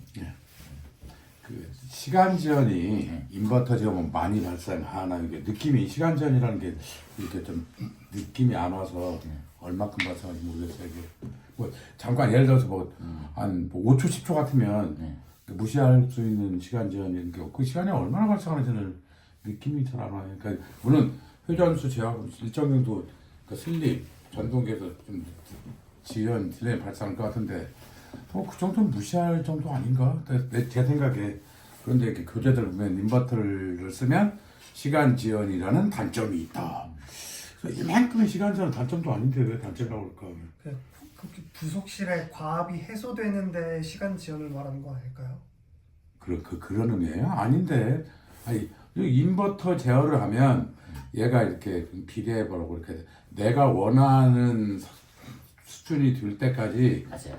그러니까 송풍기 그러니까 저기 토출추 같으면 그냥 막 블락킹 해버리면 맞아요, 도는 맞아요. 건데 바로 되는데. 브라킹은 바로 도는데 인버터는 그 시간 그 원하는 만큼의 시간이 좀 걸린다는 얘기 그래서 단점이지 저기 부속실에서 맞아요. 원하는 풍압이 나올 때까지 오래 걸리는 그것은 이쪽 팬에서 제어하고는 무관한 영역이지 근데 이제 시간 살짝만 지연이라는 이렇게 딱 꼬아 보면 우리가 쓰고 있는 유체 자체 특성이 다르잖아요. 네, 그렇죠. 그러니까 이제 기체를 쓰고 공기를 쓰면 압축성 유체다 보니까 네.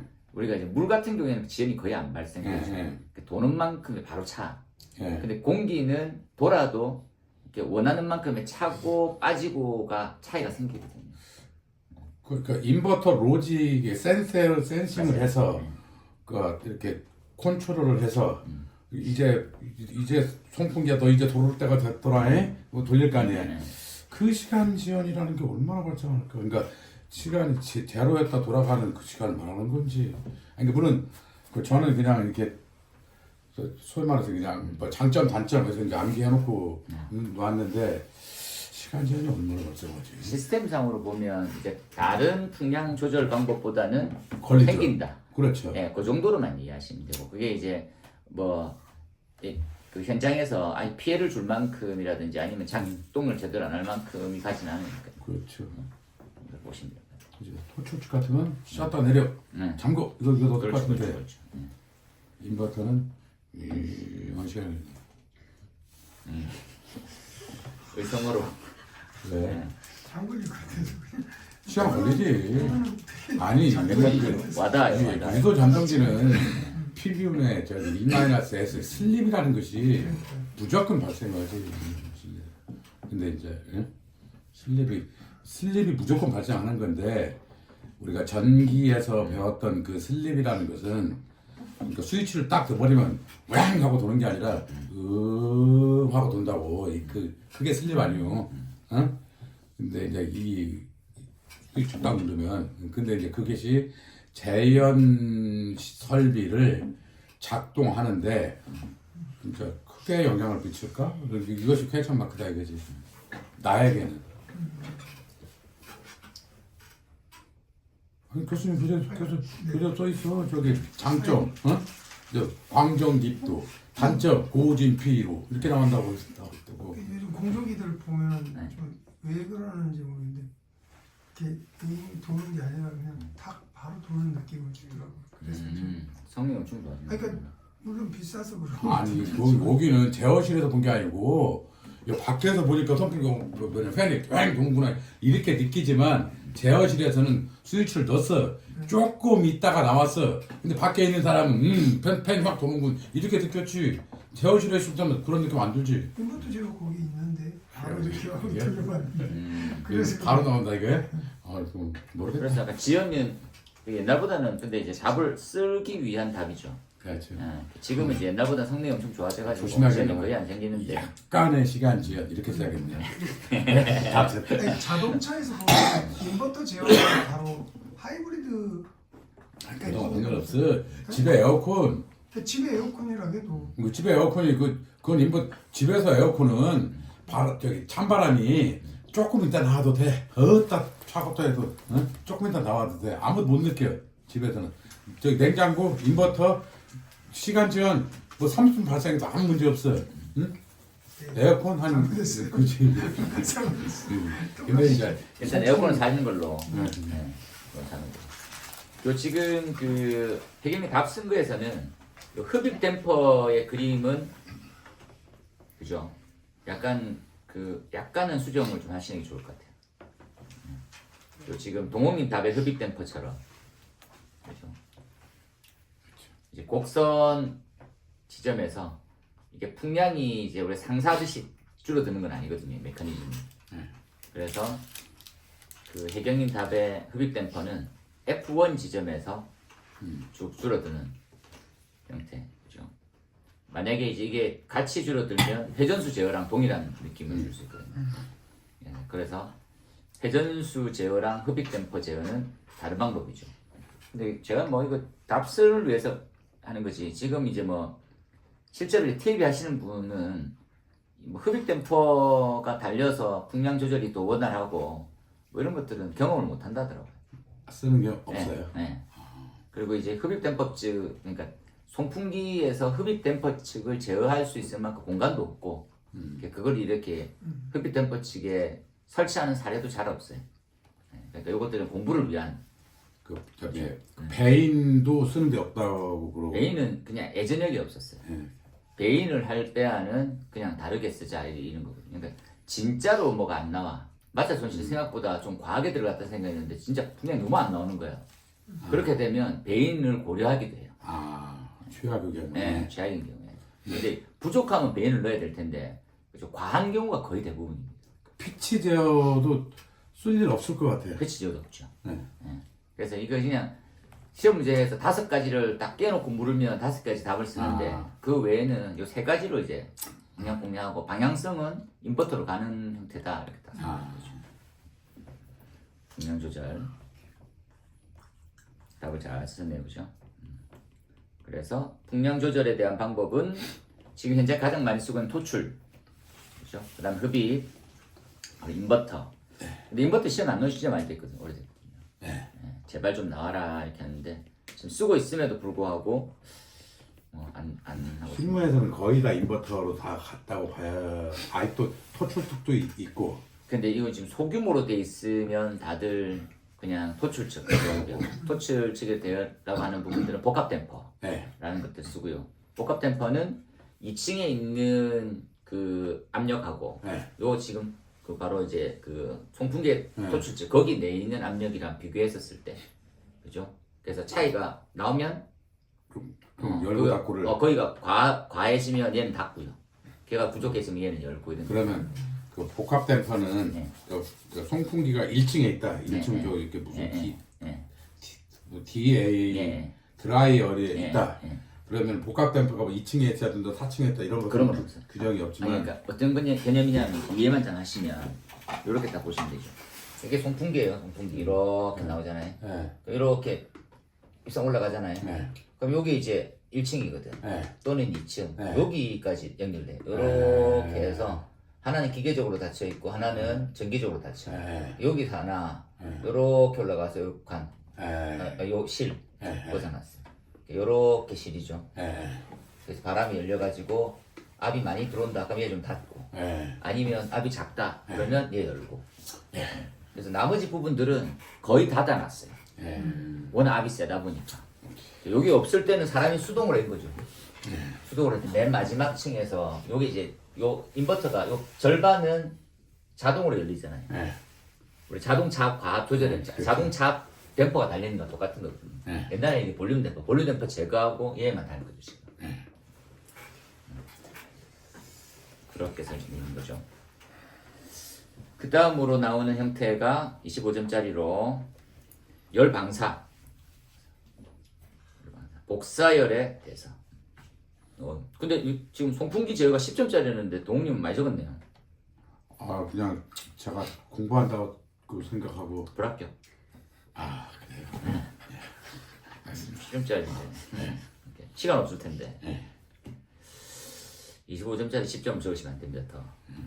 열방사가 스테판 볼츠만. 그렇죠? 예. 이런 그림은 어떤 큰 의미는? 이 문제는 저에게 넘사벽이었어요.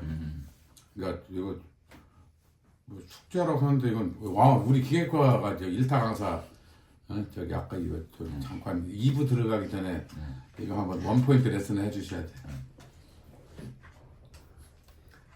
보내주신 자료 봤는데요. 응. 진짜 모르겠어요. 아니 그 기계과 2학년 1학기 과정이구만. 어? 그것도 저기 지방 그 무슨 학교 거기 물론 그 친구가 프레젠테이션 자료를 만들었는데 학생이 만들었는지 조교가 만들었는지 잘 모르겠어요. 예? 근데 그쫙 뭐 근데 그래서 내가 그 팔 뒷다리만 한 10시간 짜들 것 같더라고. 그래서 10시간에 그 시간 딴 거 가지고 내가 안 했는데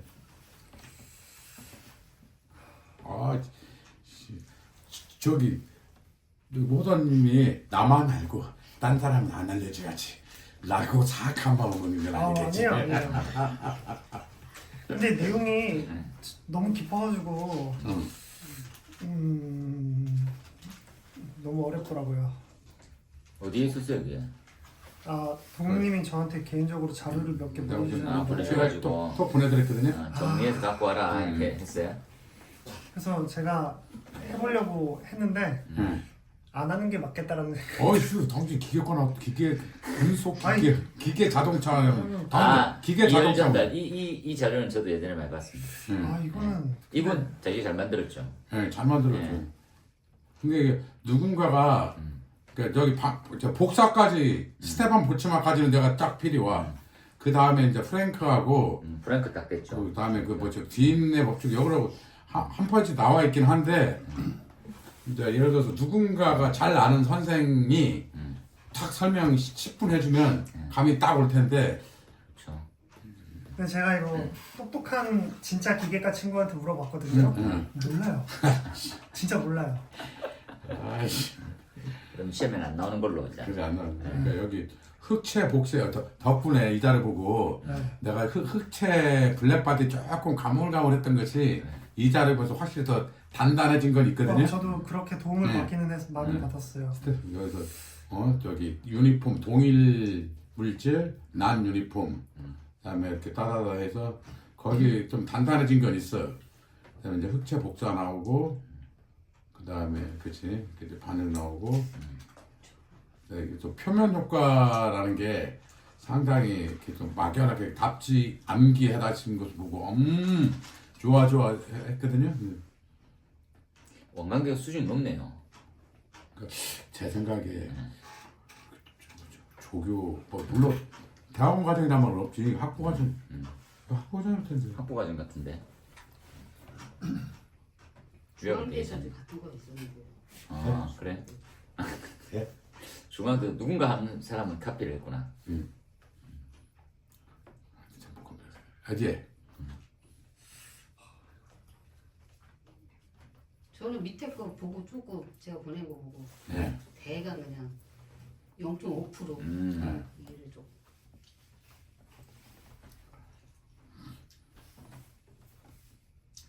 저는 이걸 이해를 할 때 그냥 그 스테판 볼츠만의 법칙 자체가 이제 방사인데 네. 거기에 프랭크 상수하고 볼츠만 이렇게 프랭크 우리 볼츠만 상수 자체가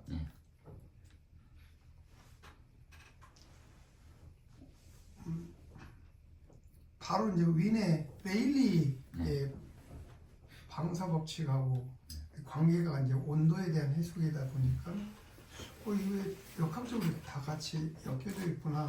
그래서 온도에 대한 관계를 그러니까 볼츠만에서 스테판 볼츠만에서 프랭크 방사 방식으로 왔는데 거기로 오기 전에 윈의 레일리 그 방정식이 그 문제를 좀 이렇게 사다리처럼 엮었구나.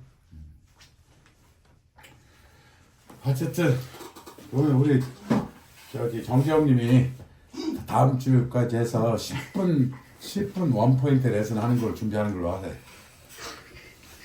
그게 또 15분 원 포인트. 그러니까 뭐라고 하지 무슨 유도 이런 것들은 혼자 하고 나머지 사람들은 이렇게 해서 이런 식이 나왔으니 이 결과식만큼은 갖고 있다가 시험장에서 만나면 땡큐 정재영 할게. 그래서 한번 해봐. 10분 레슨 다음 주에. 시험 문제가 이제 25점짜리로 생각해 보면 열방사잖아요. 열방사. 이게 방사라고 하는 형태는 복사 내지 특성. 이게 어떻게 평가되느냐. 공식으로 수치로. 그죠? 그거로만 이렇게 정리해 가지고. 그것이 광전식 광케이블 이렇게 이름선 하여튼 광케이블 광전식 감지기에도 그 레일리식이 어떻고 라만식이 어떻고 하면서 그 감도 계산식이 여기하고 비슷하더라고. 닮았지. 네, 닮았으니까 그게 윈의 레일리식이거든. 그래요? 그것도 몰랐는데 하여튼 그걸 다음 주에 한번 때. 레일리 산란 이런 그러니까. 거 그러니까 다음 주에 그 가물가물하니까 저기 재홍님이 우리한테 딱 10분 레슨 해줘. 만약에 다음 주에 늦을 것 같잖아. 그러면 혼자 핸드폰을 찍어. 예? 그래가지고 10분째 동영상 만들어. 그래가지고 보내. 그건 되지? 포인트. 응. 또 하시면 또 잘하실 것 같고, 그러니까 스테판 볼츠만의 복사는 방사. 지금 이제 질문 사항이 방사였다, 그죠? 방사 법칙, 방사에 대한 질문이 하나 있는데 예, 맞아요. 전기에서 예. 빛의 속도를 구하는 시기에 예. 유전율과 그 전기에서 루트에 해가지고 그러니까 입실론 제로하고 뮤 제로를 곱한 걸 루트로 씌워서 분의 1로 만든 게 바로 빛의 속도 아닌가요? 혹시 빛의 속도는 실험으로 구한 거 아니에요? 계산식으로 먼저 나왔습니다. 그래가지고 그거가 이제 실험으로 증명한 거죠. 세심으로 가지고서 이제 증명을 한 거야? 증명한 거거든요. 그래서 거의 식이 거의 유사했어요. 이론이 증명이 된 증명 엄청 나중에 됐죠. 그래서 보면은 이상기체 상태 방정식에 대한 그 R 값을 갖다 아보가도 수로 나눈 게 그게 바로 이제 그래요? 어쨌든 그것까지 포함해가지고 10분 동안 램포인트 레슨 쫙 해서 해? 아니 만약에 회사 업무상 도저히 지각 올 것 같다. 찾아볼게요. 그러면 동영상을 미리 찍어. 이게 그리고 그 양자역학에 나오는 부분이어가지고 그러니까 이게 다음 시험에 나갈 가능성이 크니까. 그 소방에서 그러니까 이게 열복사라는 것 때문에 아 이게 기출 문제 봐. 스테판 볼츠만의 법 열복사 어쩌고 누구나 1200명이 시험 보면 1100명이 똑같이 답을 써서 그 수준까지는 다 똑같아졌어. 상향 평준화 됐어. 그 위에 변별을 가져면 어떻게 돼? 조금 새로운 문제를 내겠지. 응? 프랭크가 됐든 유인이 됐든 그지? 그걸 준비한 사람은 땡큐 정기영하고 좀 준비 못한 사람은 XX하고 그렇지. 땡큐 정기영하고 싶지 나도. 알겠습니다. 이게 그냥 이제 아까 동욱이 올려주신 이 내용 형태로 보면 흑체 복사의 스테판 볼츠만의 법칙에 따라서는 이 에너지의 크기는 시그마 t의 4승이고, 그죠? 플랭크 법칙일 때는 그죠? 면적당 마이크로메다 4승이네요. 이거 글씨가 아니고 저한테는 그림이었어요. 이거 뭔 말이야? 아니가 좀 독특하네. 그렇게 해도 그죠. 그다음에 이제 유인의 법칙에서는 또 단파 장치로 이동을 한대. 이게 뭔 말인지 모르겠고 그다음에 저기 레일리 산란, 라만 산란에서 광이 갔다가 산란 스캐터링을 할 때 저기 엔티 스토크 라인에서는 열을 받아서 이것이 열을 받아버리면 파장이 짧아지지. 그래서 단파 쪽에서 이렇게 좀 변화가 생긴데 그걸 센싱을 해서 화재다라고 한다는 거잖아요. 근데 그거하고 연관이 있어 보이기도 하고. 이거 공부할 시간에 다른 공부했으니까 이건 정정민 봐. 근데 이제 다른 건 내가 알려줄게. 뭔지 모르겠어요, 나 도대체. 그리고 이 이론을 1800 언제 발견했다고 그러는데 그 과학자들이 우리는 지금 130년도 지났는데 벌써 150년 전에 컴퓨터도 없던 시대에 어떤 과학자는 이런 걸 발견을 했다는 말이지. 모르겠어요. 그 사람은 소방기술사는 아닙니다. 예. 요것도 한번 사실 더 파봐야 되겠네요. 예. 비는 법칙은 뭐에 유도식은 식 세 가지로 해가지고 예. 어떤 요소다 이렇게만 딱 생각하면 그렇죠. 그 위의 법칙은 제가 봤을 때는 최고 파장에서 최고 온도에서 파장이 단파장 쪽으로 짧았는데 예, 그렇다고 저는. 그 온도랑 파장 반비례 관계라고 보고 예. 플랑크 법칙은 그 전체적인 스펙트럼에서의 예. 파장이 온도가 높아지면 복사 에너지가 커지고 파장이 단파장으로 올라간다. 그렇게 분류했어요. 거기까지만 남기고 네. 다 그까지만 네, 해야 될 것 거기까지만. 같아요. 그럼 위인에 부족한 거를 플랑크가 다시 또 네. 법칙을 만들어서 네. 양작을 만들었다. 혹시 어려운 거 만들어 주시. 네. 온도 대비했었을 때 뭐 다 이렇게 나와야 되네.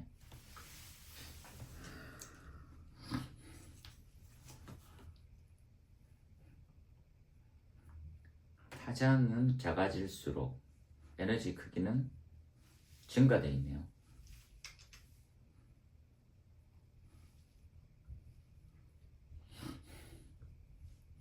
높은 온도 증가 시 짧은 파장에서 에너지 세기가 커지고 이게 이제 그 요 그림이지 요 그림. 네. 네. 네. 요 그림의 이제 힌트를 보면 이제 오른쪽은 레드 파장이고 빨주노초면, 그죠? 그 다음에 이제 왼쪽은 바이올렛이네요. 그러니까 오른쪽으로 가면 적외선이고 왼쪽으로 오면 자외선, 이렇게 있는 파장대 형성되어 있어가지고 파장이 점점 줄어드는 만큼 에너지 크기는 증가하는 게 맞죠? 네. 그 형태에 대해서 복사는 그러니까 결국은 이 에너지는 뭐의 요소냐 이런 거거든. 이를테면 그죠? 그 해경님 그 지금 그림하고 동훈님 그림에서 프랭크의 방사 법칙을 갖다 딱 설명하는 그 그림이 보면요. 그러니까 그 마이너스 1차 함수의 직선 그래프가 나와야 되는 게 이렇게 수직을 하지만 거의 이런 예, 약간 이렇게 돼요. 그렇죠. 이렇게. 그러면서 온도가 쫙 올라간다는 거거든요. 그러니까 짧은 파장으로 갈수록 단파장으로 갈수록 에너지가 세다라는 거, 그러니까 네. 뜨겁다라는 거, 온도 자체를 온도로 표현을 했다라는 것이 방사 법칙이거든요. 프랭크 자체. 어렵네요. 아 그리고 여기 태양 복사는 태양 복사 온도가 5,800K는 흑채로 취급되고 이 말 자체 모든 게 다르지만 이 흑채가 무슨 태양이 흑채요? 나는 봐야지. 무슨 태양 복사 온도가 5,800K는 흑채로 취급이 되고 우리가 알고 있는 흑채는 뭐예요? 까맣게 가지고 에미션하는 쫙 에너지를 100%쫙 흡수했다가 100%쫙 박성하는 것이 흑채라고 그러나 나는 그렇게 이해하고 있는데 무슨 이거 씨발 태양이 뭐 흑채리야.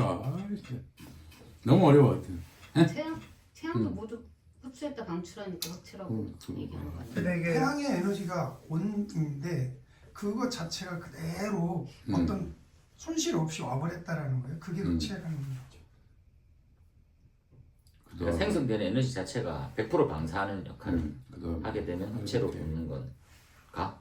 네네. 그러니까 온도에 따라 다른 게 파장이 나온다. 흑채는 그렇게 하고 흑채는 온도에 따라 파장이 다르다. 와, 너무 같네요. 우리가 지금 이거 제가 우리- 찾다가 보니까 전기응용 기술사인가? 거기 134회인가 아, 그런 이게 문제인데요. 나왔어요? 네. 근데 거기는 답안지를 공유를 안 하더라고요. 공유 안 하죠. 다 돈입니다. 돈으로 주고. 그게 프랭크 상수가 나오기 때문에 그렇거든요. 에너지 자체를 두 분의 수로 나누다 보니까 네. 여기서 이제 논쟁이 생기는 것도 양자 역학에 대한. 양자 놓으면 그죠? 그래서 좀 예전에 정양자인가 장양자인가 그 사람만 알지 양자자인가. 모든 사물이 양자 법칙 그런 거 따르면 골치 아파지더라고요. 있잖아요 뭐 PC도 제가 그 뭐랍니까 그 무슨 박스 안에 있는 고양이는 살았냐 죽었냐 이렇게. 슈레딩거요. 예, 슈레딩거 고양이. 와, 나 그거 보고 소름이. 그죠? 근데 그게 빛으로 하니까 해석이 되더라고. 그죠? 이 빛이 있냐 없냐가 그러니까 과거를 거슬러 간. 됐다. 그만하시죠. 네. 지금 7번에 MSDS는 나올 시점 됐으니까 아 나올 때좀 됐어요? 아 됐대. 딱 한번 힘들게 치크 남기기가 완벽하게 났는데 나오면 막 쓰고 그렇죠. 내면 딱 가려서 쓰시고.